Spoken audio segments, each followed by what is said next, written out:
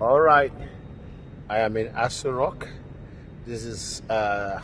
pictures of our past leaders from Jonathan, His Excellency, to hello even gbogbo ẹ̀yin ọmọ ilẹ̀ Yorùbá pátápátá káàkiri àgbáyé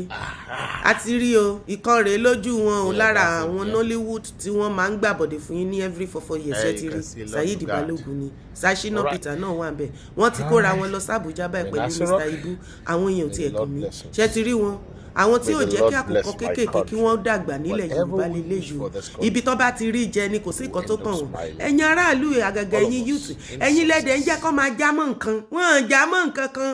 wọ́n jámọ́ nǹkan kan ẹ̀yin lẹ́ make wọn somebody ṣe ti rí báyìí ẹ ti gbẹ́ wọn léyìn tán wọ́n ti wá fẹ̀yìn tẹ́ gbẹ́ wọn wọ́n ti fi ń gé yín jẹ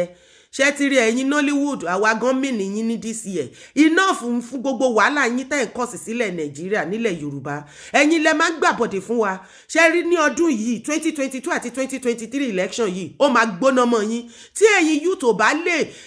jẹ́ kí àwọn Nollywood kí wọ́n mọ̀ wọn ara wọn kọ́ yé ṣe gàràgàrà mọ́ yín kiri ilẹ̀ torí tán bá ṣe fíìmù ṣé àwọn politicians yìí ni wọ́n ń wò ẹ̀yin lẹ́ ń wò náà ebi ń pa yín ìyà ń jẹ yín gbogbo ẹ̀ ń ṣe yín ṣé rí wọn bóyá bóyín kẹ́ wọ́n ti lọ gbowó campaign ni o àwọn kan sì ń bọ̀ wọ́n ti bẹ̀rẹ̀ mo ti sọ fún yín pé mọ́yẹ máa ṣe nìyẹn Saheed Balogun gbogbo yín tó kù ẹ lọ máa múra